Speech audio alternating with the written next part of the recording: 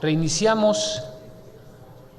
Como seguramente todos se habrán percatado, tenemos dos espléndidas obras de arte detrás de nosotros, propiedad del archivo del Museo Soumaya, y sobre las que nos hablará el director artístico del Museo Soumaya, Alfonso Miranda. Muy buenos días, bienvenidas, bienvenidos.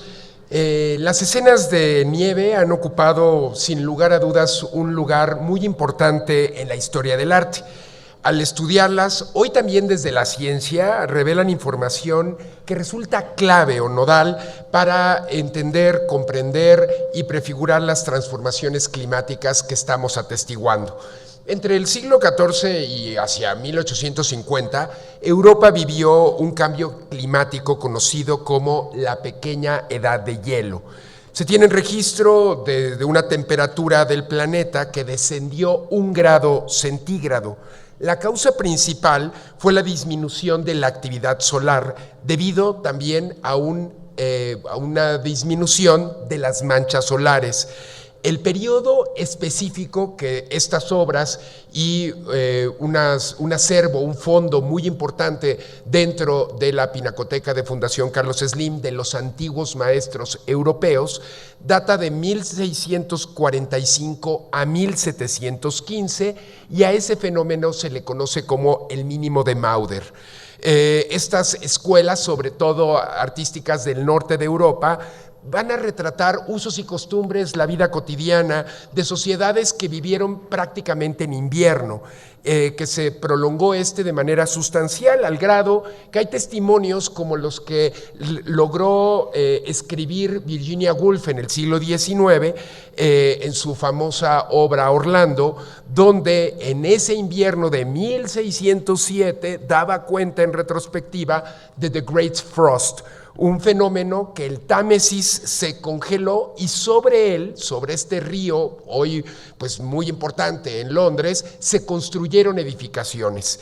El geofísico mexicano Jaime Urrutia, aquí presente, de la Universidad Nacional Autónoma de México, ha mostrado interés también en este tipo de pinturas que evidencian el cambio climático que ha experimentado la Tierra. Estos cuadros pues retratan ríos y lagos congelados que van a servir de rutas de transporte para animales de carga, mercancías, pero también para personas. Y en el esparcimiento pues vemos desde el patinaje hasta el golf, un antecedente del hockey sobre hielo, y artistas como Heimbach. Este artista nació con sordera y fue el pintor de cámara del rey danés Federico III. Del otro lado, una pintura retratada a 4 manos por Abraham Stork, quien realizó el paisaje, y Thomas Herensmans, quien realizó los personajes. Esa es la entrada a la ciudad de Ámsterdam. Lo que resulta interesante es que desde el arte, pues con estos vínculos con la ciencia, podremos entender mucho mejor lo que está aconteciendo ahora con estas transformaciones de largo aliento o mediano aliento, pues que tienen que ver con el cambio climático, y que pues desde Museo Soumaya, desde Fundación Carlos Slim, estas colecciones siguen en estudio y permiten pues ser disfrutadas por todas. Las puertas están abiertas para disfrutar también de las distintas colecciones de Museo Soumaya. Muchas gracias.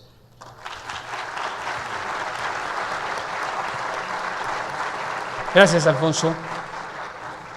Y iniciamos la primera sesión de debates con el tema del desafío de las instituciones, para lo cual nos acompañan en el escenario Leonel Fernández Reina,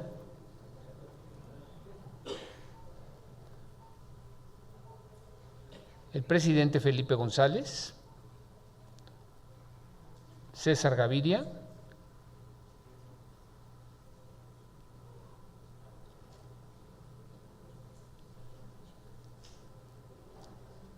Isabel de Saint-Malo,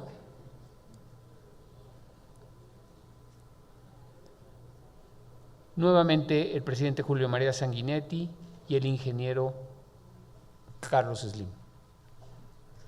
Muchas gracias.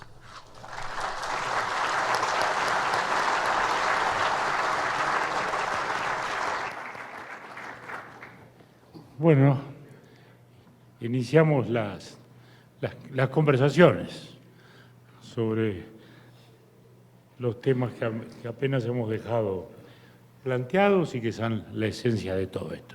Entonces, acá nuestros colegas presidenta y ex vicepresidenta que nos acompañan hoy acá. Así que bueno, comenzamos con Felipe,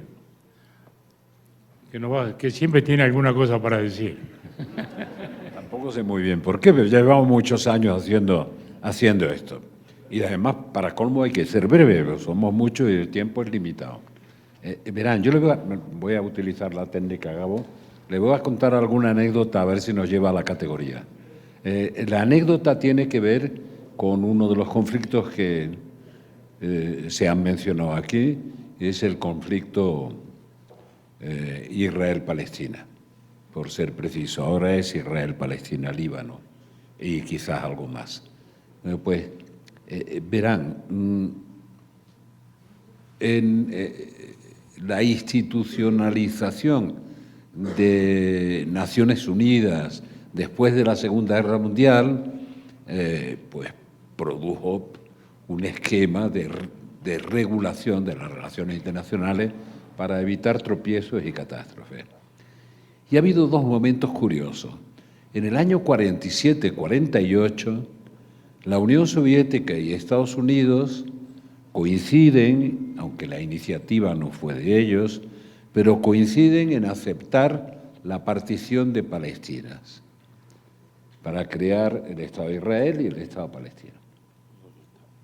Eso de la teoría de los dos estados en la que todavía se da vueltas, aunque probablemente cada vez está más lejos. Bueno, a partir de ahí empieza un rápido proceso de descolonización.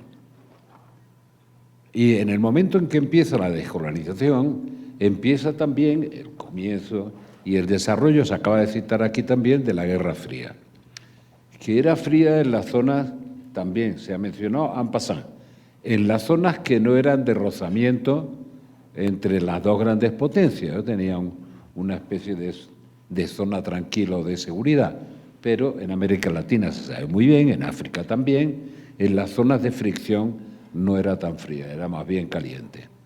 Bueno, digo, solo resaltaba un acuerdo para la partición de Palestina.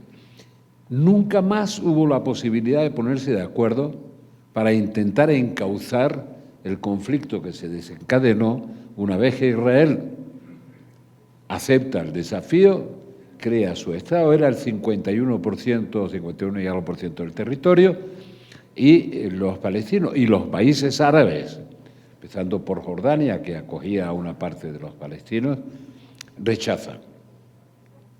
Desde entonces estamos en ese conflicto. Hubo un momento de esperanza, y ese momento de esperanza fue la secuencia de la Conferencia de Madrid, de la que me tocó ser, en realidad era quien ayudaba a organizarlo, no sé qué, la Conferencia Árabe-Israelí de Madrid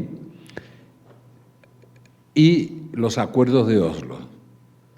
La Conferencia Árabe-Israelí, la Conferencia de Paz o la Conferencia Internacional, coincide de nuevo con un acuerdo de las dos superpotencias. Nunca más se habían puesto de acuerdo.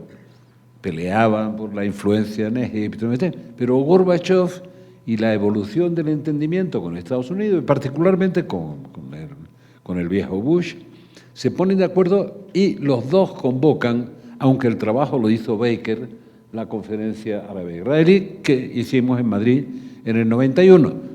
Acaba la conferencia y se sumerge la negociación hacia Oslo, de donde sale autoridad palestina, la vuelta de Arafat al territorio y las negociaciones larguísimas para intentar la creación de los dos estados. La coincidencia de esa segunda circunstancia de las dos superpotencias, ahora el escenario ha cambiado completamente, se ponen de acuerdo, es el que crea la posibilidad de que se avance en ese proceso. pero le doy un solo dato adicional.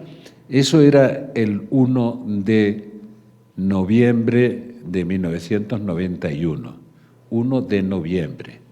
El 25 de diciembre de 1991, Gorbachev lee una declaración de renuncia a presidir la Unión Soviética y de disolución de la Unión Soviética. Empleo las palabras en el sentido fuerte. Lee una declaración, ni siquiera la hace, la escribe Yeltsin, y él acepta la disolución y su renuncia al cargo. Así que dos momentos de la historia en que las dos superpotencias, esto ahora no contaría, se ponen de acuerdo en un conflicto que parecía y parece al día de hoy imposible. Y como se ha hecho algún comentario, para mí había un elemento esencial en ese conflicto que también tiene mucho que ver con la responsabilidad ante las instituciones. Es el momento en que Isaac Rabin era primer ministro de Israel. Momentos muy próximos a un encuentro que tuve con Simón Pérez en lo que se está celebrando ahora, la FIL de Guadalajara. Hicimos una conversación, un debate largo. Bueno, pues, Isaac Rabin, cuando estábamos firmando el acuerdo en la Casa Blanca, los acuerdos de Oslo, estábamos haciendo una parte de puro vicio, porque los dos necesitábamos fumar. Y como aquello había durado 3 o 4 horas de larguísimos discursos de la paz de los valientes, no sé cuántas cosas más, estábamos escondidos en un rincón para que no nos viera Hillary Clinton y fumando ansiosamente un pitillo. Bueno, y eso nos permitió una breve conversación que tenía dos partes. La primera parte dice, mira, yo era el general de la segunda intifada. En mi convicción es que Israel está en condiciones de ganar, aunque también puede perder. Una guerra como la de los 6 días, del Yom Kippur, puede luchar contra 3 estados árabes al mismo tiempo. Pero yo sé que Israel hay una guerra que no puede ganar, que es la guerra contra los palestinos. No porque no tengamos poder para ganarla, sino porque no nos lo podemos permitir. Oigan bien lo que digo, no nos lo podemos permitir. Y si no me puedo permitir una guerra que no puedo ganar, tengo, como servicio a mi país, tengo que buscar un acuerdo de paz, que es la teoría de los 2 estados. Bueno, tampoco es que le costara mucho, más que lo asesinaron enseguida, porque era el principal obstáculo para que el propósito del 48 se cumpliera, aunque fuera tanto más tarde. Bueno, a mí me interesan los 2 temas que han planteado, han entrado además por Rusia, por Putin, que tantos hijos tiene en el mundo, conocidos, los hijos de Putin, que todo el mundo los conoce. Bueno, en un conflicto territorial increíble, la Federación Rusa es el territorio más grande del planeta. En el tiempo en que Bill Clinton llegó y derrotó al viejo Bush, ayudamos a la Federación Rusa, emplearé el término justo, con ayuda humanitaria. El grado de desastre de su vida tan grande. Bueno, la Federación Rusa no ha sido amenazada de verdad ni en 1 centímetro cuadrado de su territorio, siendo el más extenso del mundo. Amenazada no. Y dice, no, es que se ha acercado la frontera de la OTAN para que comprendan la magnitud de los conflictos que nos envuelven. Porque los países que se iban liberando del paraíso comunista, y no querían volver al paraíso comunista, tenían un doble interés, por ejemplo, los bálticos, ni digamos los polacos, que ya saben que, bueno, todavía sé que desarrollaron estrabismo funcional, porque no les daba tiempo a volver la cabeza. Si miraban para los rusos, les pegaban los alemanes, y si miraban para los alemanes, les pegaban los rusos. Así que tenían que tener los ojos abiertos para los 2 lados. Cuando se liberan del paraíso comunista, su primer propósito es el paraguas de la OTAN.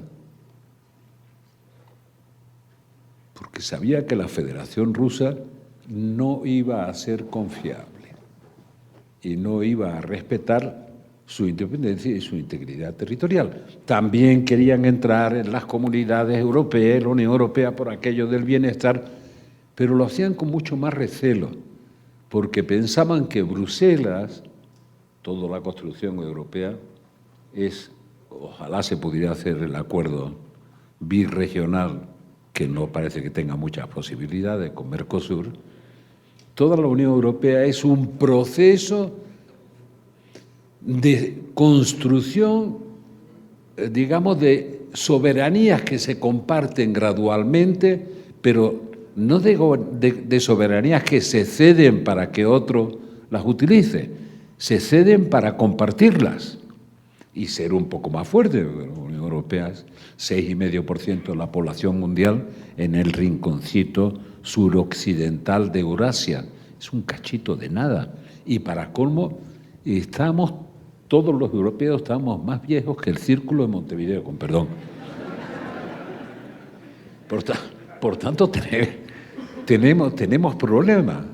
Problema, entre otros, cuando Carlos reclama más inversión. Si nada más, no hacemos más que mirar al suelo por si nos tropezamos. Tenemos una verdadera pasión por arreglar normativamente, ven que ya estoy entrando en la otra materia, lo que hacen los demás.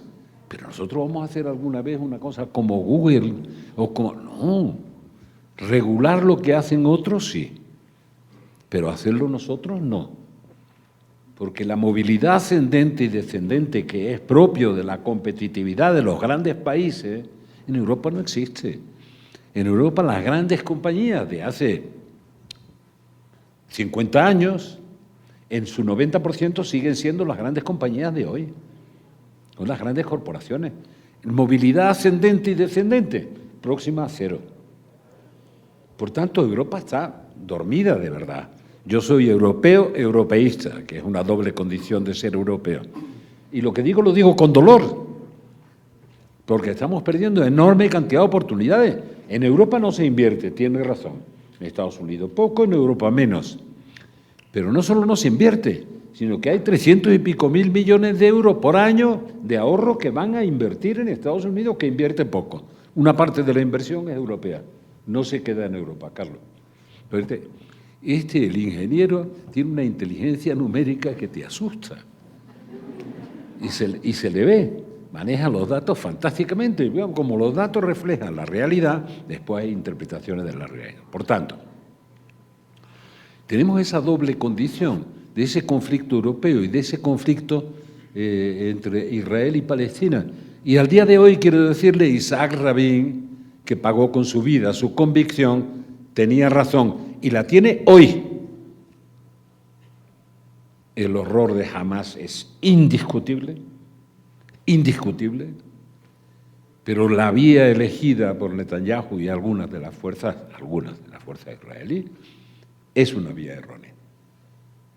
Para Israel es importantísimo la opinión, un fenómeno que es la opinión pública internacional. Y los políticos israelíes harían bien en preguntarse qué está pasando con la opinión pública internacional. Por tanto, vuelvo a inversión.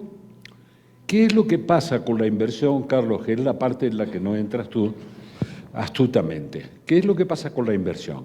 Primero, hace falta más volumen de inversión en términos de Producto Bruto, sin duda alguna. Esa inversión solo puede ser privada. Y cada día es más claro que los pesimistas, los que ven que el mundo se va para no sé cuánto y que es un puñetero desastre, lo repito una vez más porque lo dije en Uruguay, ganan fama y los que invierten ganan dinero. Si usted pónganse en el bando que quieran. Los pesimistas a ganar fama escribiendo libros tremendos de que esto se va todo para él. Bueno, pero vamos a ver. La inversión no solo es un problema de volumen, que desde luego es de volumen, es un problema de seguridad jurídica. Por tanto, el inversor tiene que tener en cuenta no lo que va a pasar cuando alguien decide algo para mañana. ¿Sabes que a mí me interesaba mucho el informe de impacto medioambiental que se hacía para cualquier obra pública, sobre todo si tenía financiación internacional. Si tenía financiación del Banco Mundial o del BID o de no sé cuánto, finalmente las cataratas esas que dan energía eléctrica a 3 o 4 países de Sudamérica, finalmente se hicieron, pero se retrasaron como 40 años porque cada vez que iban a avanzar había un informe de impacto medioambiental y se paraba todo. Me parece bien, pero nunca se le ha ocurrido a nadie hacer un informe de impacto en inversión y empleo de una medida fiscal. Normalmente, ahora ya no se hacen reformas fiscales ordenadas, se buscan a fiscalistas, lo digo por mi país, para decir, a ver, ¿a quién le está sonando dinero en el bolsillo? Pues métale en mano en el bolsillo, porque necesitamos mejorar los ingresos. Tiene racionalidad, la tendría si usted acompaña el informe sobre ese tipo de fiscalidad, del impacto que va a tener en la inversión y el empleo, porque al mismo tiempo no hay un solo gobierno que niegue la evidencia de lo que dice Carlos Slim. Yo quiero inversión y empleo, pero tienes que acompañarlo con una fiscalidad que no sea contraria. En España tenemos algunos de esos problemas ahora que son hasta divertidos, porque ya saben, voy a pasar al otro capítulo, las instituciones se deterioran por la polarización de las sociedades, por el populismo que lo invade todo y que tienen colores políticos porque se ponen banderas políticas, pero no da igual. Repito una vez más, el populismo es respuesta simple a un problema complejo. Como el problema es complejo, no admite una respuesta simple, tienes que encontrar inmediatamente a quién es el culpable de que la respuesta simple no funcione. Por tanto, siempre tienes que tener un enemigo para decir, no funciona no porque no sea esto lo que hay que hacer, lo diga Trump, lo diga Milei, lo diga quien sea. No funciona porque se oponen esto y estos son las fuerzas del mal y no sé cuánto y no sé qué. Bueno, eso que polariza a las sociedades y las polariza de arriba a abajo, está destruyendo el primer valor de la democracia, que es ordenar la convivencia. Ordenar la convivencia. Diré, ¿qué me preocuparía prioritariamente de América Latina? Además de lo que estamos hablando, me preocuparía que por una vez hubiera un ensayo de acercamiento de América, no ideológico, de América Latina. La construcción europea no ha sido ideológica nunca. Desde la conferencia de Londres decía, bueno, no repitamos más esto de las guerras y pongámosle 3 pilares a la convivencia, 3. Ahora habría que poner algunos más. Respeto a los derechos humanos, el primero. Segundo, pluralismo democrático. Tercero, respeto al Estado de Derecho y, por tanto, a la división de poderes. Con estos 3 nos vamos a ir apañando, porque no vamos a volver a enfrentarnos más. Y tenían toda la razón. Ese es el comienzo de una nueva era, de una nueva etapa. Por tanto, la convivencia se está enrareciendo. Es verdad que gobernar a golpe de tweets es imposible, créanme, imposible. Puede ser hasta divertido, ¿verdad? Pero eso es de verdad. En la mayoría de los casos, una vez se lo dije a Chávez, es primero disparar y después mirar dónde has dado. Dice, no, por lo menos apunta a un sitio que creas que... Y me dijo Chávez exactamente, la reacción fue, tiene razón, yo primero disparo y después veo a ver qué ha pasado. Ya está bien, es una buena manera de gobernar. Bueno, pues esta es la gobernanza de... ¿Qué nos va a salvar? Para no ser pesimista. Además de que dice Carlos que la inversión es lo único que va a sacar adelante, el empleo y tal. Las cifras, yo siempre discuto con él, y si hay algo en lo que no discutimos, buscamos un espacio para discutirlo, porque, pues si no, es muy aburrido estar de acuerdo. Bueno, por ejemplo, las cifras que da de empleo es de empleo formal. Las cifras que da de seguridad social es de seguridad social formal. Pero claro, bueno, habría que contar qué pasa en los aledaños de toda esa historia, pero eso es para otra conversación.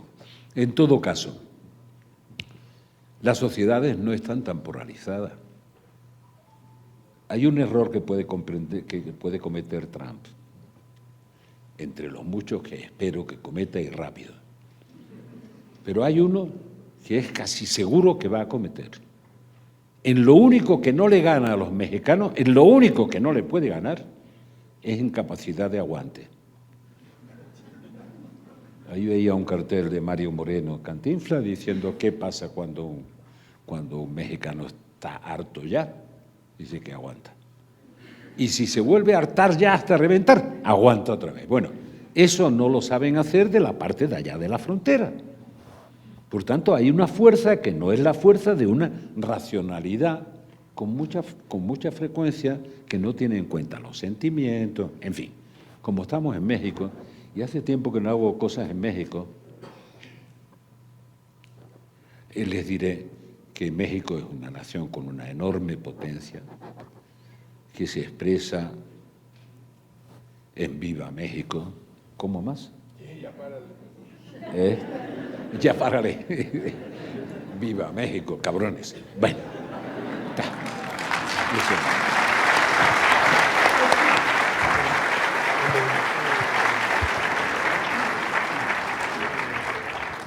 Bueno, Isabel. Muchísimas gracias, presidente. Un saludo caluroso a los señores expresidentes, los miembros del Círculo. Y bueno, esta es mi primera reunión del Círculo de Montevideo. Quiero en primer lugar agradecer muchísimo la invitación que me han hecho para ser parte de este espacio de reflexión y debo recordar que si bien pues no estuve desde el principio, sí recuerdo muy claramente desde el momento en que se fundó el Círculo de Montevideo. En aquella época yo era una joven funcionaria del Programa de Naciones Unidas para el Desarrollo en mi país y estábamos justamente con la facilitación del presidente Sanguinetti y la facilitación del presidente Betancourt, con diálogos que buscaban trabajar la institucionalidad del país, un país que recién pasaba la invasión norteamericana, que recién recuperaba su democracia y que empezaba a construir esa institucionalidad. Y desde ese espacio pude ver cómo se creaba este grupo de pensamiento, de reflexión, que sigue hoy casi 30 años después siendo tan o quizás más relevante que en aquella época, así es que es un gran placer. Una misión apasionante esa. ¿Ah? Nos metimos todos adentro de un avión, nos fuimos a Bambito, cuando subimos no se saludaba a nadie. Literal. Con Belisario Betancourt hasta tuvimos que cantar. Literal. Pero terminamos todos amigados. No es historia, hubo que fletar más de un avión porque los líderes políticos de mi país se negaban a ir en el mismo y terminaron cantando con los presidentes. Son pequeñas cosas que hacen construcción de país. El presidente Sanguinetti hablaba en la intervención esta mañana de la falta de confianza, que es rampante en una región absolutamente polarizada, donde no hay confianza empresarios, trabajadores, no hay confianza gobierno, oposición, no hay confianza juventud. Tenemos problemas profundos de confianza que hacen parte de los problemas de institucionalidad. Y desafortunadamente la institucionalidad toma mucho tiempo construirla, pero toma nada destruirla. Y lo hemos visto una y otra vez cuando de repente asumen liderazgos que no tienen ningún respeto por la institucionalidad y que de una manera muy rápida se pueden destruir instituciones que costó mucho construir. Yo quisiera referirme a las instituciones en la región desde la democracia, sistema que compartimos, sigue siendo, con sus imperfecciones, el mejor que conocemos, y dar algunas cifras que me parecen relevantes para la región. En su informe del año pasado, Freedom House señaló que se registró una pérdida de libertades a escala global por 18º año consecutivo y que 33 países obtuvieron el peor puntaje posible en lo que a la celebración de elecciones libres y justas se refiere. En esa misma línea, VIDEM observó por primera vez que en las últimas 2 décadas hay más autocracias que democracias liberales. Además, que el 72% de la población mundial, es decir, 5.7 billones de personas, viven en autocracias. Sobre América Latina, el informe indica que el promedio regional del índice de democracia liberal es el más bajo desde 1989.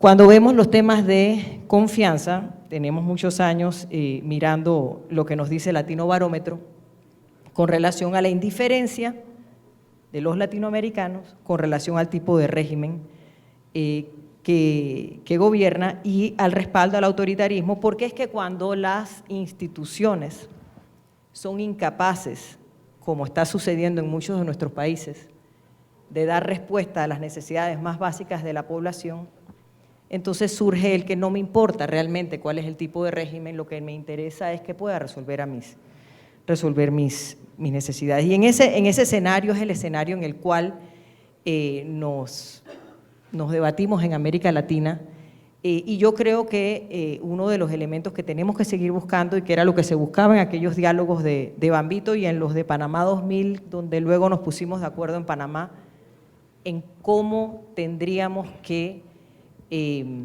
acciones tendríamos que tomar y cómo tendríamos que ponernos de acuerdo para manejar el Canal de Panamá una vez revirtiera al país.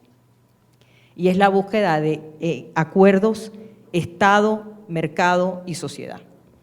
Los problemas de confianza que tenemos, los problemas de bienestar que tenemos, no son capaces los gobiernos de resolverlos, no son capaces los actores políticos de resolverlos. Necesitamos el Estado, el mercado y la sociedad.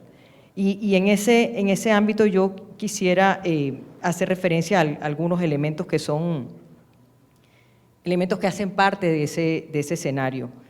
Y el primero son temas de geopolítica, pues que ya se han mencionado algunos. Y por ejemplo, ¿qué significa el cambio de gobierno de los Estados Unidos para América Latina?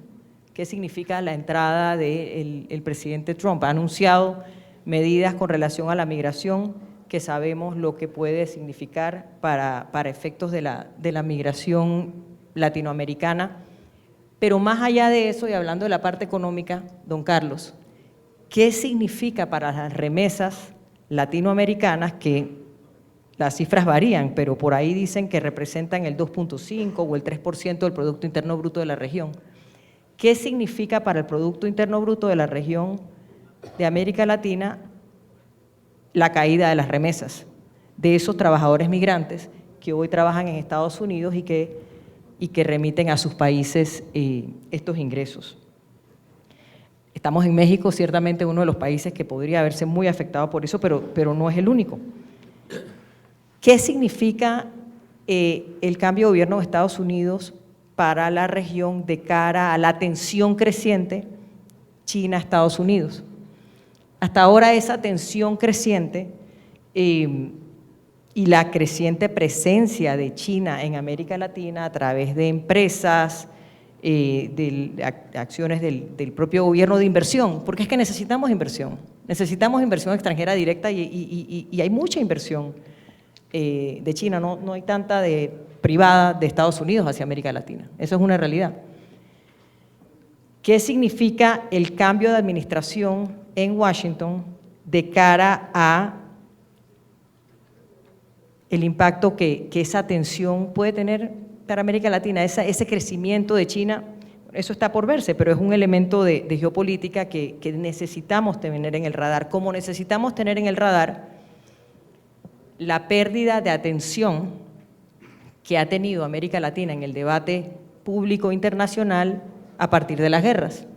Tenemos la guerra en Ucrania, tenemos el conflicto de Medio Oriente, y lo que sucede en América Latina pues no es tan importante. Recuerdo las elecciones en Venezuela, cuando se pronunciaban países y no veía yo un pronunciamiento, por ejemplo, del secretario general de Naciones Unidas, que tomó su par de días, y yo hablaba con algunos actores cercanos al secretario general y decía, pero ¿cuándo se va a pronunciar el secretario general?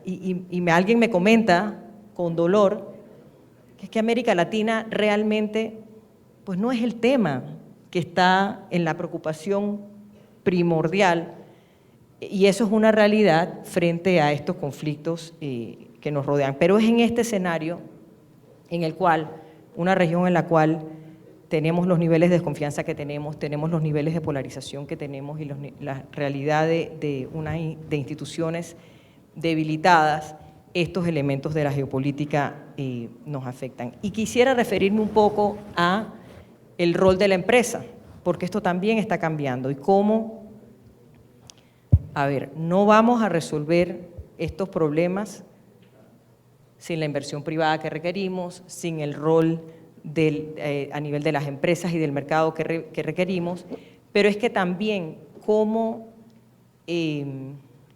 navegan o cómo navega el sector privado esta polarización y esta realidad que viven nuestros países está cambiando de manera drástica, está cambiando todos los días y no creo que va a dejar de cambiar. Hace poco tiempo, una empresa que se establecía en cualquiera de nuestros países para manejar esa carta de navegación, con entenderse con el gobierno de turno bastaba. Eso ya no es más suficiente. Las empresas necesitan poder leer a la ciudadanía, necesitan poder leer por dónde va el país, y esas alianzas con el gobierno de turno están lejos de ser suficientes. Pongo como ejemplo lo que pasó en mi país el año pasado con la empresa First Quantum, uno de los proyectos de minería a cielo abierto más grandes del mundo, una inversión privada, probablemente la inversión privada más grande que ha tenido mi país, más de 10.000 millones de dólares, un proyecto que empezó en los años 90, que tenía demandas de inconstitucionalidad en la Corte desde los años 90, que no se habían fallado. Y resulta que a partir de demandas ambientales se moviliza la población, obviamente, temas de demandas ambientales que se vinculan con un gobierno desgastado en su último periodo de gobierno, insatisfacción ciudadana frente a problemas nacionales, un cúmulo de situaciones que se acumulan, y tenemos un mes de paralizaciones y con esa presión la Corte falla y, oh sorpresa, la Corte falla que el contrato es inconstitucional. La Corte falla 10.000 millones de dólares después y una mina hecha que ya está exportando y que le representa al país X cantidad. No hablemos de lo que le representa al país en ingresos, lo que genera en empleo, directo e indirecto. Y ahora, bueno, es un problema bastante grande que tenemos que resolver. Pero es en esa realidad que el mercado busca, o las empresas buscan apostar de alguna manera a esta realidad de estas instituciones débiles, porque una Corte que no falla en 30 años, pues es parte de esa debilidad institucional. Un gobierno que no puede leer tampoco estas insatisfacciones de la población que van a dar al traste con un proyecto de esta magnitud, es parte de esas debilidades institucionales de las cuales estamos hablando. Y en este punto yo creo que esos temas ambientales que cada vez más están en la agenda, yo creo que representan oportunidades importantes para América Latina, oportunidades de generación de mucha inversión extranjera directa que necesitamos aprovechar y necesitamos tomar acción para aprovecharlas. Y hablo desde mi posición de fideicomisaria del IFRS, que es la Fundación Global Sin Fines de Lucro responsable de los estándares de contabilidad y de sostenibilidad en el mundo. Y resulta que a partir del año 2024 tenemos por primera vez estándares de sostenibilidad de base global, ya con el apoyo del G7, del G20, de IOSCO, de organismos multilaterales, y esto va a llevar a que las empresas tengan que reportar sobre los temas de sostenibilidad frente a un único marco compartido a nivel mundial. Y esto es el resultado de la demanda del sector inversor, que cuando va a invertir en un país no solo quiere ver los estados financieros, quiere ver los estados financieros y quiere ver los estados de sostenibilidad, y necesita ver estados de sostenibilidad que son comparables. Y hoy eso no es posible porque tenemos 30 estándares diferentes. Entonces, si América Latina logra picar por delante, hacer los estándares obligatorios, que ya el 50% de los mercados de capitales en el mundo los han hecho obligatorios, creo que podemos mandar señales bien fuertes, un continente absolutamente biodiverso, con reservas de aguas importantes, con reservas biológicas importantes, con aportes en materia de carbono importantes, y creo que ahí hay una oportunidad muy grande. ¿Cómo impulsamos esos acuerdos Estado, mercado, sociedad, que nos deberían permitir avanzar frente a los retos que tenemos? Yo creo que lo que hace el círculo de buscar esa reflexión es parte de lo que necesitamos seguir impulsando. Yo recuerdo claramente cuando teníamos aquellos acalorados debates sobre el marco legal para recibir el Canal de Panamá, facilitados por don Belisario Betancur, que a cada rato nos decía: pórtense bien, yo soy la Madre Superiora. Y quienes estudiamos en colegios católicos sabemos el peso específico de la Madre Superiora. Y me pregunto quién es la Madre Superiora. Y creo que hay muchos importantes personajes de empresa, políticos aquí que tienen la capacidad de, en sus entornos, en sus espacios, ser esa Madre Superiora y buscar ese bien común, ese entendimiento, esos acuerdos Estado, mercado, sociedad necesarios para avanzar. Y yo lo felicito, presidente, por tantos años después seguir buscando ese bienestar para la región. Muchas gracias.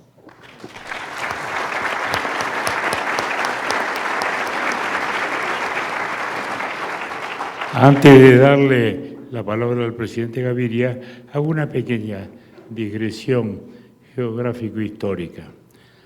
Isabel tiene un apellido muy ilustre, Saint-Malo, que es un puerto de Francia. De ahí vinieron marinos hacia el mundo, que un día descubrieron unas islas en el Atlántico Sur, que como consecuencia se llamaron Malvines, y como luego la castellanizamos se llamaron Malvinas, porque Malvinas quiere decir eso, quiere decir que vinieron de Saint-Malo, nada menos. Y hasta hoy las Malvinas, desgraciadamente, son una fuente de conflicto. Bueno, presidente.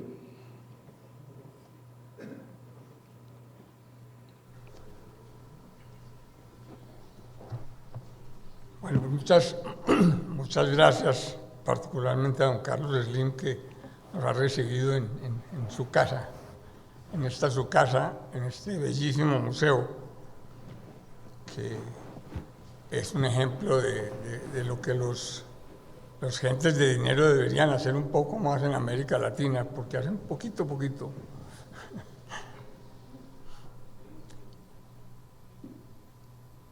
A ver, cuando uno oye tantos planteamientos que parecieran disímiles, pues tiene que encontrar algo de respuestas, ¿no? Y bueno, pues es como muy distinto a lo que todos dicen, ¿por qué no encontramos a ver qué es lo que hay en común?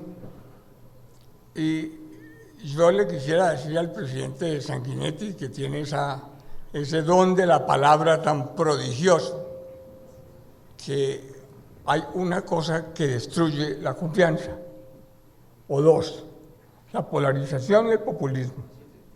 Y mientras no nos decidamos a hacerle frente a la polarización y al populismo, estamos jodidos. Si estamos jodidos, no va a quedar nada. No va a quedar nada, porque por todas partes lo que uno encuentra es eso: polarización y populismo. Y recogiendo alguna expresión de Felipe, hay algo más, y es que los latinoamericanos estamos perdiendo mucho terreno en el mundo, mucho más del que nos imaginamos. ¿Por qué? Porque el dinero se está yendo a Asia y a África, el capital se está yendo a Asia y a África. La cantidad de compañías que han tomado la decisión de irse a Asia y a África es impresionante. La inversión se está yendo esa que reclama don Carlos Slim, esta se nos está yendo. Y si no nos movemos pronto, nos va a quedar poco, porque con niveles de inversión tan bajos, y además de eso se nos va, pues bueno, esto va a ser terrible. Es difícil confrontar el populismo, porque claro, es mucho más fácil ser populista y es mucho más fácil decir cosas que requieren acciones que aparecen fáciles, pero que en la realidad son muy difíciles. Y la polarización, pues eso sí es un deporte nuestro, ¿no? Eso sí, ¿cómo nos van a quitar la polarización a los latinoamericanos? Nos encanta pegarnos duro, insultarnos y maltratarnos y decirnos cosas. Pero estamos en una etapa muy difícil, porque cuando uno ya ve el continente separado por regiones, se da cuenta que el autoritarismo está tomando raíces, pero fuertes, muy fuertes. Estamos encontrando muchísimo autoritarismo en Latinoamérica, cada vez hay más y cada vez reaccionamos más mal. Los que tenemos la obligación de confrontar eso y de decir que están equivocados y de decir que eso no lo podemos hacer. Yo voy a decir algo que tal vez don Carlos Slim no esté de acuerdo conmigo, porque el futuro de México es prodigioso. Es de los pocos países del mundo que uno puede decir hoy que tiene un futuro formidable, es México. Y él sabe las circunstancias que hay que están llevando a esa situación.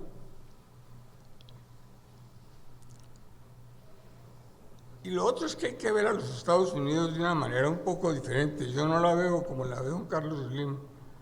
Yo creo que la única economía del mundo hoy, o las únicas economías del mundo que realmente tienen un futuro relativamente despejado, son Estados Unidos y China. Nadie más. En Europa no hay más, en ninguna parte, ni en Asia, en ninguna parte. Son los países que tienen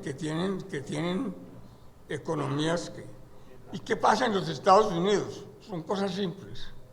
El crecimiento de los Estados Unidos se produce no por inversión, por cambio tecnológico, por el prodigioso cambio tecnológico que ese país lleva viviendo por décadas, ¿no? Es un cambio tecnológico que es muy superior a la inversión como origen del crecimiento. Y eso hace una enorme diferencia. Y tal vez hay otra cosa que hace a los Estados Unidos como es, y es que ellos sí miran la competencia con bastante naturalidad, sin tanto temor, sin tanto susto. Lo miran con naturalidad y han hecho de eso parte de su modo de ser y de su crecimiento. México se está quedando con una cosa que todo el mundo quisiera. Fuera de que tienen negocios nuevos formidables, se está quedando con toda la inversión china, la que va para Estados Unidos, la que los Estados Unidos quieren que venga de ahí, del tratado, de un país del tratado. Y eso va a ser impresionante, o está siendo ya muy impresionante, cómo crece la inversión en México por de cuenta de ese tipo de inversión. Pero la China, pues, es un país muy poderoso. Yo no creo en lo de la Unión Soviética, en lo de Rusia. Eso es una cosa que en 1917 era un país más bien atrasado en términos tecnológicos, en términos de productividad, y 100 años después está parecido a cómo está. Entonces, yo no creo en el futuro de Rusia ni en esa manera de pensar. Rusia es un imperio muy extraño porque no produce nada, no controla nada, fuera de las armas nucleares, uno no le ve a Rusia nada. No producen nada para vender, nada, absolutamente nada.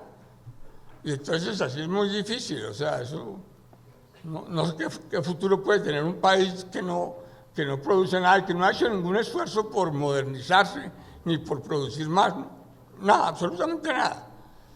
Los rusos pueden hacer lo que quieran y se pueden joder a Ucrania y se joderán unos cuantos países más, pero pues con la política que tienen no van a ninguna parte, porque ellos en el fondo siguen siendo estalinistas, ¿cierto? Y entonces ellos no se les ve un futuro, a diferencia de China, que se ha creado unas costumbres de ahorro y de inversión formidables, y no importa uno qué haga, China crece más y ya supera a los Estados Unidos en Producto Interno y tiene pues capacidad para competir enorme, y esa va a ser la gran confrontación de los años por venir, la competencia entre Estados Unidos y China, y esa va a ser el principal conflicto y el tema más difícil por manejar en los años por venir, el de China y los Estados Unidos. Pero los mexicanos están ganando bastante de esa peleita, les está tocando una buena parte de las consecuencias de esa peleita, y es que están recibiendo mucha inversión y van a recibir mucha más. Y a mí me parece que el análisis que hace don Carlos Slim acerca de la importancia de la inversión yo estoy de acuerdo con él, eso es así. Y sin inversión, pues uno no crece. El único país que crece sin inversión son los Estados Unidos, que tienen esa cosa del cambio tecnológico y la inteligencia artificial y todo ese mundo de cosas que hacen que ese país crezca sin inversión. ¿No? Pero México, que además es un país con tantos recursos, aquí se excusan diciendo que el negocio de la droga se ha ido yendo a manos de quienes controlan los territorios, y eso es cierto, pero pues realmente el negocio se vino para acá. Aquí está todo, no quedó, en ninguna otra parte quedó nada. El negocio todo se vino para acá y genera muchos recursos ese negocio. Entonces, pues me parece que eso no es que esté propiamente perjudicando. Tiene unos riesgos de mediano plazo, sí, muy grandes, de conflictos sociales, pero no es que le esté causando un gran perjuicio a México, no, en absoluto. Y ser un pedacito de los Estados Unidos tampoco los perjudica, siempre es que los beneficia mucho, estar ahí pegados de Estados Unidos, del más grande mercado del mundo, eso sí que los beneficia. De manera que él tiene razón cuando dice que la inversión es la clave para que México vuelva a crecer y crezca bien. Bueno, esa inversión está ahí y la van a tener. Y claro que se pueden cometer errores, pero la van a tener y la están teniendo. Y la van a seguir teniendo, porque no hay nada en contra de eso. Nada, absolutamente nada. Hay muy pocos países en Asia o en África o en ninguna parte que puedan mostrar los elementos que tiene México para crecer, con presidentes malos, regulares o buenos, con abrazos y no balazos, sin abrazos o no balazos, porque eso, nuestro presidente se copió eso de los abrazos y no balazos, es un desastre terrible, porque eso es poner los victimarios a manejar la paz y a manejar la seguridad, y bueno, no hay peor idea que esa, o sea, no hay peor idea que esa de abrazos y no balazos. Pero pues aquí las están usando y les ha servido. A nosotros no ha servido para nada distinto de que para generar más violencia. Para eso nos ha servido a nosotros lo de la política de abrazos y no balazos. Pero yo no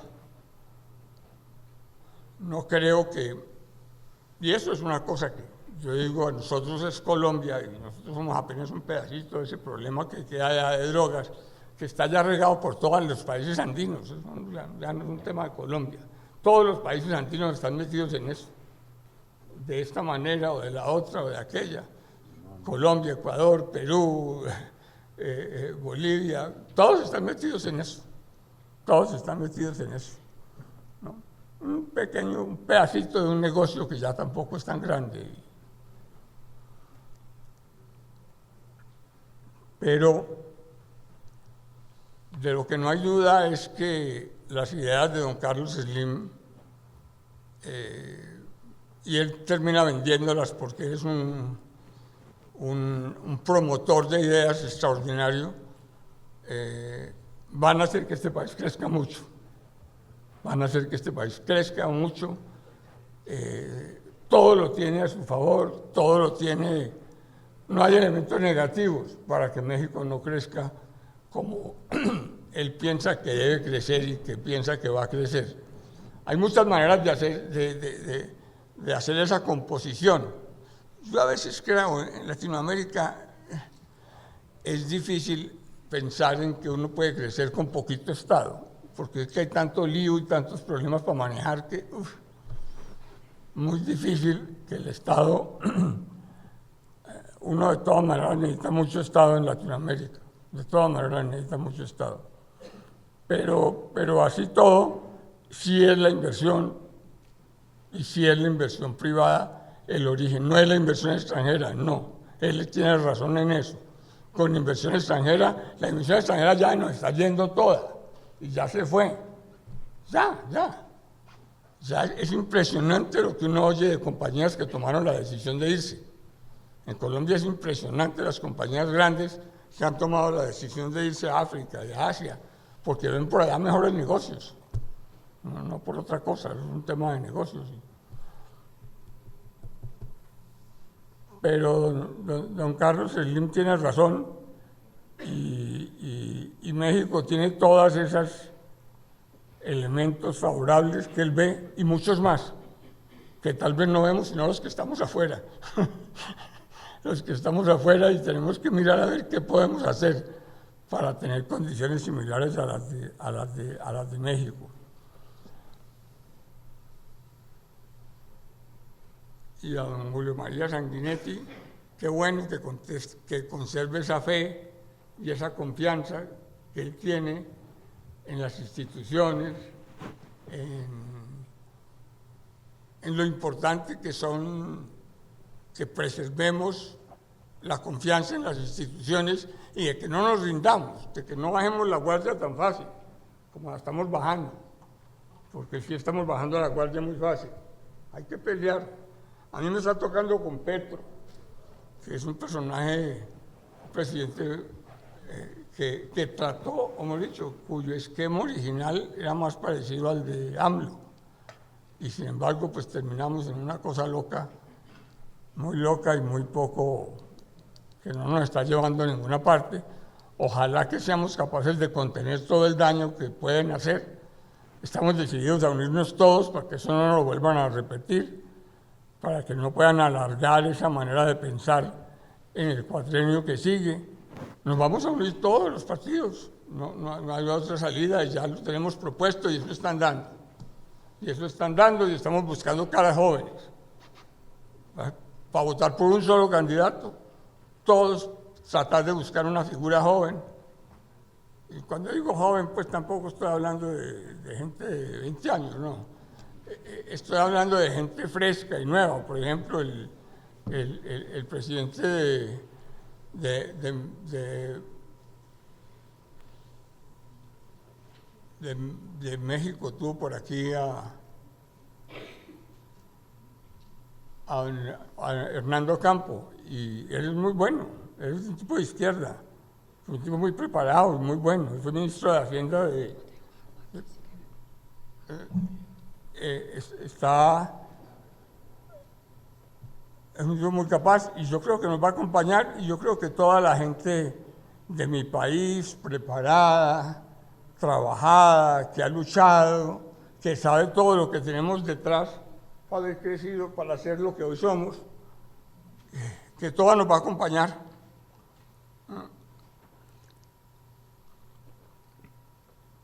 Y que el señor Petro, con todas sus acciones dañinas, impertinentes, poco fundamentadas, es muy poco lo que tiene para dejarle al país ya, muy, muy poco. Nos faltan 2 años que van a ser larguísimos, larguísimos. Muchas gracias a todos y a todas.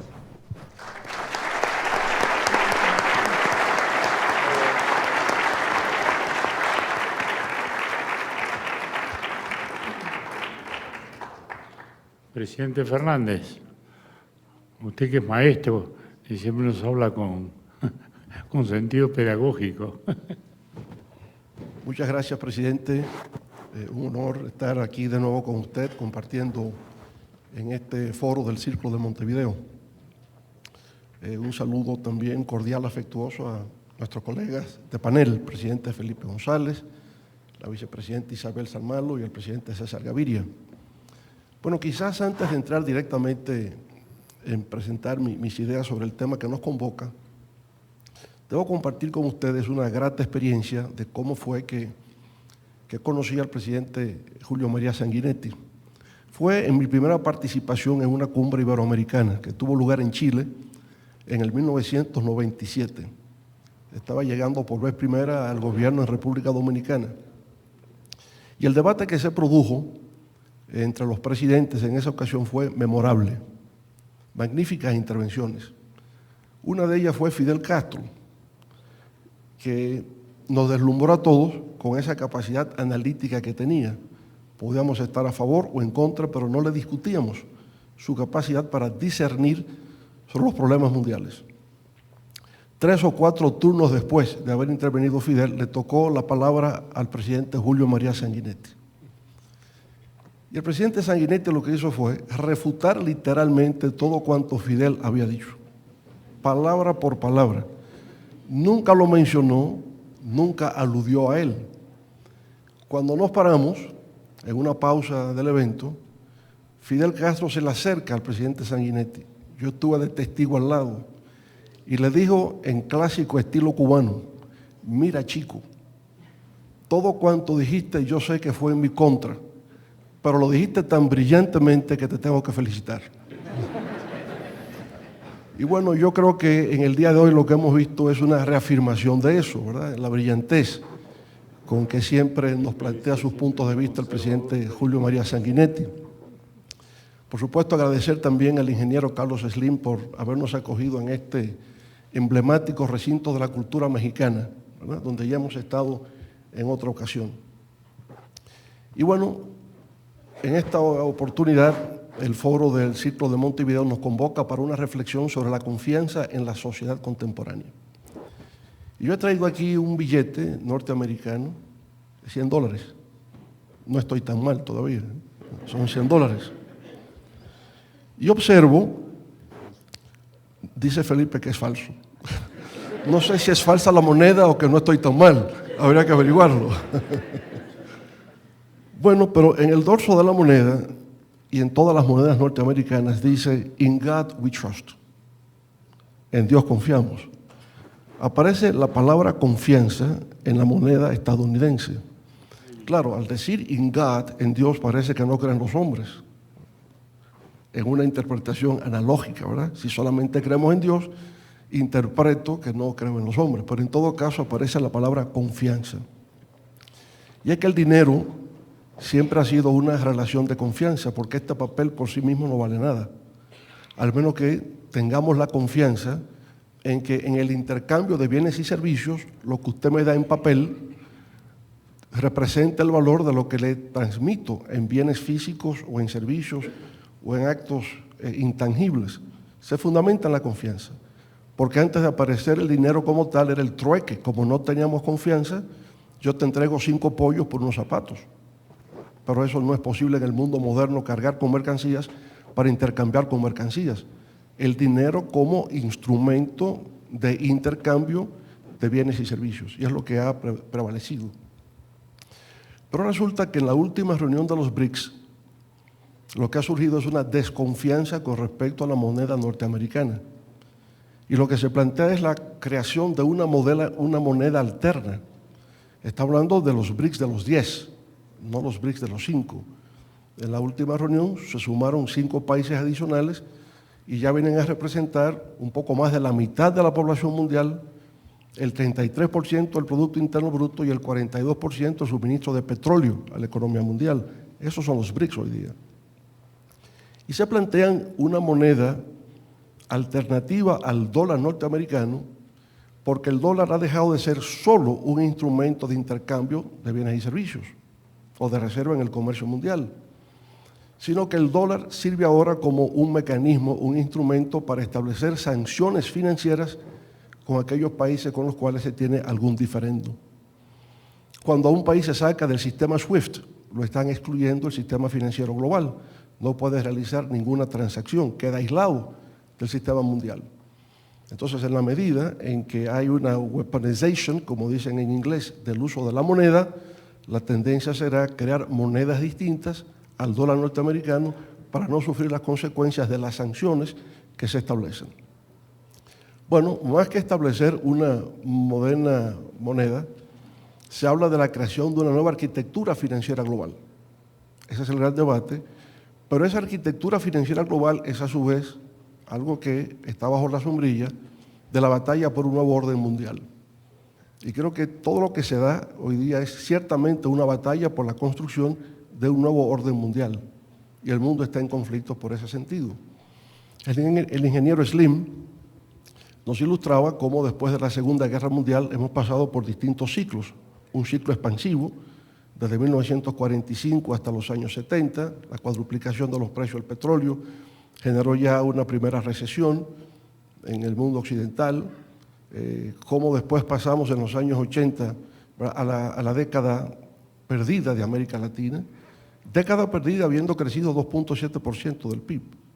Interesante, ¿no? Yo diría paradójica, porque siendo la década perdida, fue también la década de la transición democrática, cuando en toda América Latina se pasó de regímenes autoritarios a gobiernos civiles electos, pero en medio de una crisis económica, la crisis de la década perdida. Y ahí quizás empezó, en primer lugar, a festejar el que hemos dejado atrás regímenes autoritarios, pero también un poco a perder la confianza en los gobiernos civiles electos, porque no eran capaces de garantizar que el pan estaría en la mesa de cada familia. La economía no funcionaba, funcionaba la democracia. La única forma legítima y legal de acceder al poder es a través de elecciones. Magnífico. No hay guerrillas de izquierda, no hay golpe de Estado militar de derecha. Sí, pero no funciona. No encuentro trabajo, hay desigualdad social. En fin, se genera una desconfianza frente a los nuevos gobernantes de turno, que era lo que venía reflejando siempre Latinobarómetro, cómo se perdía la confianza en una democracia que no era capaz de generar bienestar económico y social a la población. Bueno, pero termina la Guerra Fría, vamos a entrar en una nueva etapa en la historia de la humanidad, a lo que se refería el ingeniero Slim. 1991 ya se ha producido la caída del muro de Berlín, se ha disuelto la Unión Soviética, entramos en una etapa que no tiene nombre, no tiene identificación. El presidente George Bush le llamó el nuevo orden mundial, pero eso inmediatamente fue dejado de lado. Le llaman a veces la época de post-Guerra Fría, pero eso no es nombre, es una referencia a lo que le antecedía. Todavía estamos en búsqueda de cómo se llama la etapa en la que estamos viviendo. Lo cierto es que la podríamos caracterizar en 6 aspectos fundamentales, cosas que ya podemos constatar que nos identifican la etapa que estamos viviendo. La primera es la globalización. Y se discute hoy día si estamos entrando en alguna etapa de desglobalización, a lo que yo diría que no. En razón de que la globalización no es un elemento de coyuntura, sino un elemento estructural de la historia de la humanidad. La globalización empezó con el encuentro de 2 mundos, el mundo europeo con el mundo americano. Y desde entonces ha habido sucesivas oleadas globalizadoras. Estamos en una nueva etapa de la globalización que está entrando en conflicto consigo misma en esta etapa, pero la globalización es un fenómeno estructural de la historia. Segundo elemento, ¿verdad?, tiene que ver con la revolución científico-tecnológica, especialmente la digitalización y toda la tecnología emergente que está surgiendo. No es solamente inteligencia artificial, es física cuántica, es biología sintética. Será una profunda transformación de todo lo que conocemos en los próximos 20 o 30 años. En tercer lugar, el terrorismo global. Conocíamos el terrorismo, pero no el terrorismo global. No es que de las cuevas de Afganistán salgan a tumbar los símbolos del poder norteamericano. El otro factor que pienso que ha sido determinante y sigue jugando un papel en América Latina y en todas partes es la crisis financiera global del 2007-2008. Luego, el impacto no solamente sanitario, sino económico de la pandemia del COVID-19. Y finalmente, algo que empezó a tocar el presidente Felipe González, es el retorno de la geopolítica, incluso con viejos conflictos como el de Israel y Palestina. Bueno, en todo ese aspecto, yo diría que en el caso nuestro específico de América Latina, lo que encontramos novedoso es cómo las tendencias de la economía global están teniendo una incidencia directa en los ciclos económicos y político-electorales de los países de América Latina. Siempre ha habido una correlación entre economía y política. Lo nuevo es tendencias de la economía global en las incidencias de los ciclos políticos electorales en América Latina. Por ejemplo, en el periodo 2003-2013, que ahora recuerdo a don Enrique Iglesias referirnos de la década de oro de América Latina.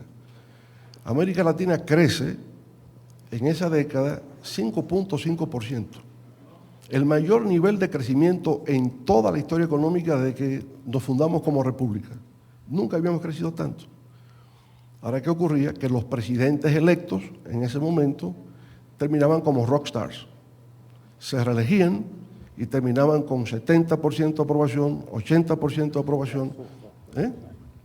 Los años de la soja, pues. Los años de la soja. ¿Pero por qué ocurrió? Porque China estaba creciendo un 12%. Y como China crecía un 12%, demandaba todo lo que América Latina producía. Producía petróleo, producía gas natural, producía cobre, producía soja, y todo lo demandaba China. Y por tanto, China se convirtió en la locomotora del crecimiento económico latinoamericano durante esos 10 años. Ahora, la crisis financiera global afectó no solamente a Estados Unidos, afectó a Europa y por tanto afectó a todo el mundo. A China le llegó tardíamente el impacto, pero llegó a todas partes. La reacción frente a esa crisis financiera global fue disímil entre Estados Unidos y Europa, y eso marca un poco la situación política que vivimos y la emergencia de los populismos.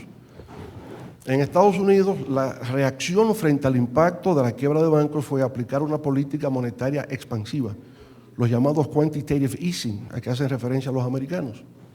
Y naturalmente, al tener una política monetaria expansiva, de alguna manera lograron una reactivación del crecimiento económico. En Europa fue al revés. En Europa la crisis financiera fue enfrentada con políticas de recorte al gasto, ¿verdad? Incluso recuerdo el término que se utilizaba, era austeridad, austericidio, se cometió austericidio en Europa.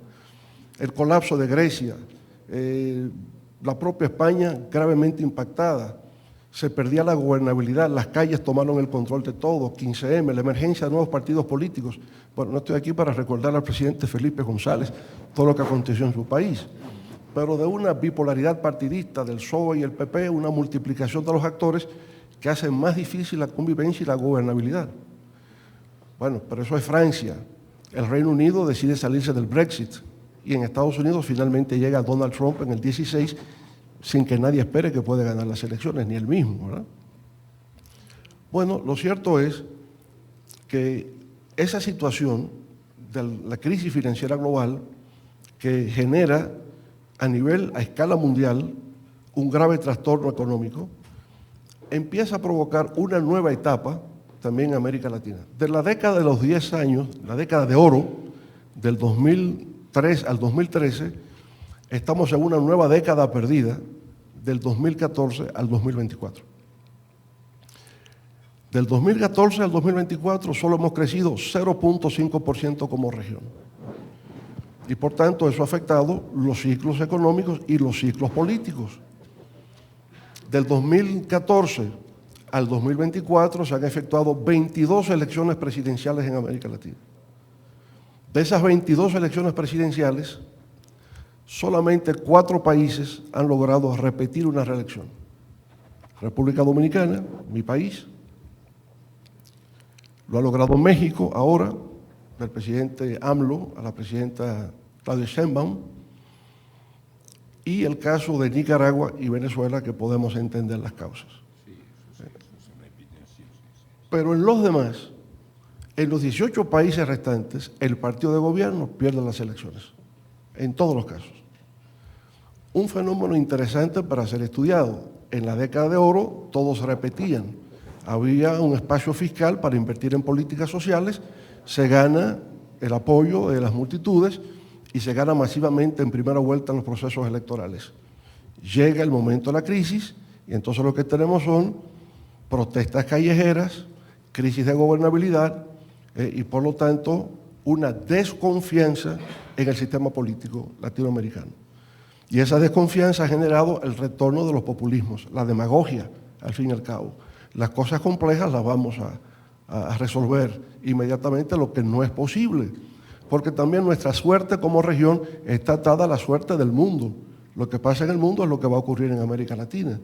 No es posible que nosotros tengamos un desarrollo autónomo, inclusive cuando no hemos logrado la integración regional latinoamericana, mucho menos.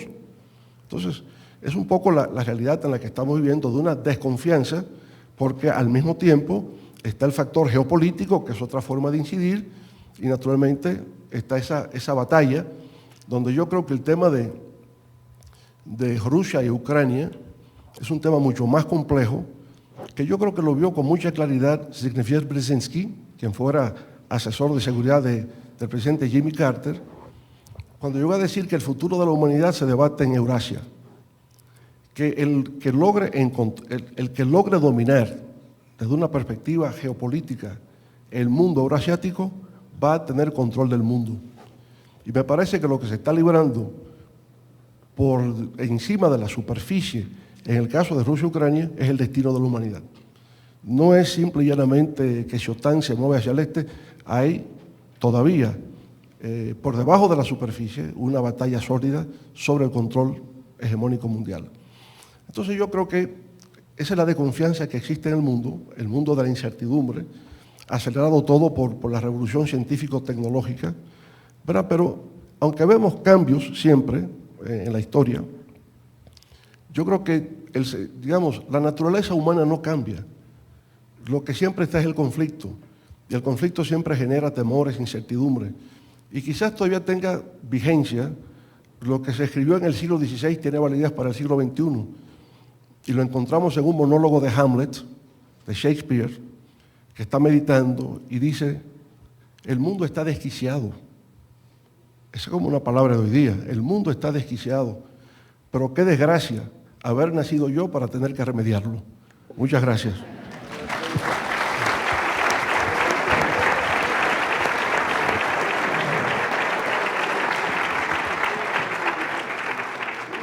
Bueno, para terminar, unas palabras del ingeniero. Gracias, presidente. ¿Por dónde empiezo? Bueno, a mí me parece que desgraciadamente las instituciones, cuando menos de México y en otros países, son débiles. Son débiles y la que más me impacta que sea tan débil son las Naciones Unidas. Es una institución mundial, se ha creado, es una estructura enorme. Resulta que la Comisión de Seguridad, ¿cómo se llama? El Comité de Seguridad, lo que se llama, vota unánimemente y la veta Estados Unidos. Y la veta otra vez y otra vez. Cuando está reunida, es que el Consejo de Seguridad está reunido, unánimemente aprueban la paz para el caso de Israel y Gaza, y lo veta Estados Unidos. Bueno, ¿qué se puede pensar de una organización así? Pues que no sirve para nada, ¿verdad? Que el que decide es Estados Unidos o el que tiene el derecho de vetarlo. Por otro lado, se habla de instituciones en los países. Yo me conformaría con la división de poderes, con que cada poder fuera independiente, que el poder ejecutivo, el poder legislativo y el poder judicial fueran completamente indiferentes, tener poderes propios, sería ya los países podrían funcionar con mucha más eficacia. Si aparte tienes dos o tres instituciones como un instituto electoral, por ejemplo, creo que es muy importante, el Banco Central, no sé qué otra institución, pero cuando estás hablando de que hay 15, 10, 20, 30, ya hacen instituciones como si fuera cualquier cosa, hay problema. Y decía que también en los gobiernos autocráticos, pues las instituciones tienen poca autonomía. Bueno, ese es un punto. El otro punto, cuando el presidente Gaviria habló de las remesas sí son un gran ingreso para los países, especialmente para México, Guatemala y Salvador, que conozco. Honduras no tengo datos, pero México está recibiendo el 4% del PIB al año. Es un dineral, es más que la inversión extranjera. 4% del PIB, un poco más del 4% del PIB. El caso de Guatemala no tengo la cifra, pero es más que 15%, y en Salvador es más que 25%. Hay más salvadoreños en Estados Unidos que en Salvador, y realmente la cifra de Salvador es sin duda la mayor. Bueno, pero más allá de las remesas, hay 2 o 3 puntos más que quisiera comentar. Uno, el de Toffler, Alvin Toffler.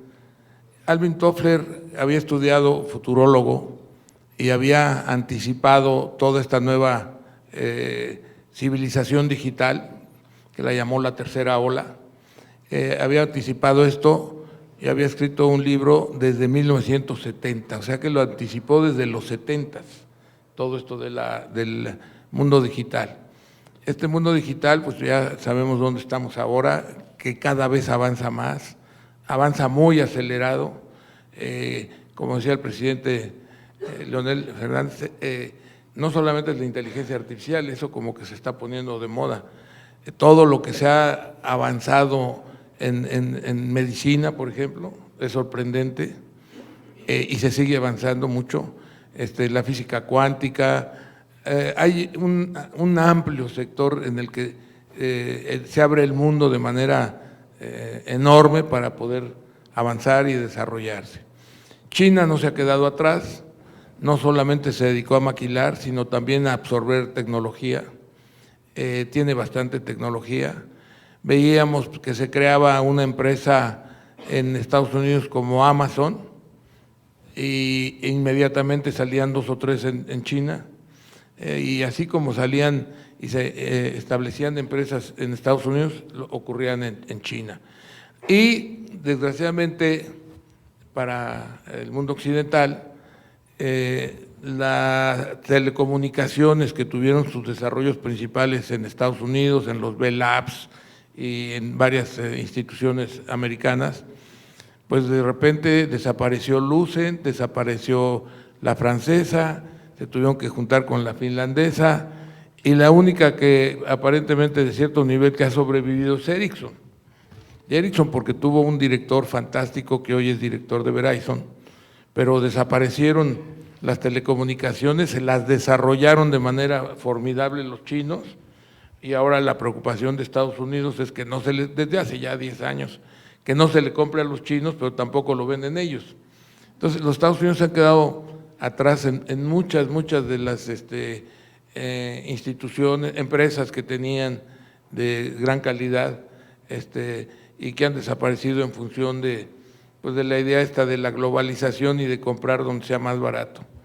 Es probable que con el presidente Trump regrese el interés por desarrollar empresas que se abandonaron, campos de tecnología importante para los países que están lejanos, etcétera, etcétera. Ahora, por el otro lado, hablando de el desarrollo, el crecimiento, pues yo, aunque se escuche mal, y discúlpenlo, yo creo que los últimos gobiernos de este siglo se han dedicado a gobernar el estancamiento de sus países, porque no han hecho otra cosa. No han logrado avanzar, no, estoy exceptuando a China y a India y a varios países, pero estoy hablando un poco de Occidente, pues que, por ejemplo, en el caso de México, hemos crecido 1.3% en 25 años. Ese 1.3%, pues los gobiernos han estado, bueno, y además teniendo grandes oportunidades de desarrollo, como ha sido el petróleo, que en el gobierno de Calderón, por ejemplo, fueron 460,000 millones de dólares que entraron de petróleo. Con el de Fox no tengo la cifra, fue muy importante también, porque eran 3,300,000 barriles. El gran fracaso de Venezuela, yo digo que a Venezuela lo empobreció su riqueza. Tenía tanta riqueza Hugo Chávez, 400 millones de dólares diarios, eran 4 millones de barriles a 100 dólares, 400 millones de dólares, que esa riqueza fue la que acabó con Venezuela y la puso donde está ahora. Bueno, eso es importante. Después, cuando hablaba, presidente, acerca de la droga, yo creo, y muchos creemos, que obviamente la droga va a Estados Unidos. Hablan de que la que aquí vale un dólar, allá vale 15, 10 o 20. Entonces, yo diría, exagerando un poco, que Estados Unidos se queda con la droga y el dinero, y México se queda con las armas que importan los narcos y los muertos. Y esa ha sido una desgracia que esté pasando en ese sentido las cosas en el país. Pero a lo mejor exageré un poco, pero más o menos es el esquema que se tiene. Y después volver a lo de la inversión. No puede haber crecimiento si no se invierte. Entonces, necesitamos invertir. Afortunadamente, es el sector privado el que está encabezando la inversión, y estamos hablando del 80% de la inversión, del 70%. Entonces, trata solamente para estimular esa inversión, que haya, hablaron de seguridad jurídica, por supuesto, que haya ambiente económico, que haya estabilidad en la inflación, estabilidad monetaria, que no esté la moneda bailando ni la inflación moviéndose, y para que haya cierta confianza para las grandes inversiones. Y yo no tengo duda que es muy atractiva la inversión cuando también se ofrece en qué invertir. No es tanto la empresa en sí misma, sino la inversión en infraestructura, la inversión en petróleo, en energía eléctrica, la inversión en construcción, en infraestructura misma, en vivienda, en la parte inmobiliaria, en tantas cosas que se pueden invertir, que no hay duda que cuando se pueden ofrecer o prestar o tener ciertas condiciones, la inversión viene, y viene rápida y muy activa. Entonces yo espero que eso pase en México, pero también espero que pueda pasar en Europa y en muchos países de Latinoamérica. En algunos países de Latinoamérica está pasando. Dominicana tiene ya un impulso enorme, no me sé bien las cifras del ingreso per cápita, pero ya tenemos a la misma Panamá con 17,000 dólares per cápita. Chile se vino abajo, lástima, ya estaba en 16,000 dólares per cápita, etcétera. Yo creo que tenemos un potencial a corto plazo muy bueno y que hay que tratar de empujarlo. Gracias. Bueno, ponemos punto final a este panel.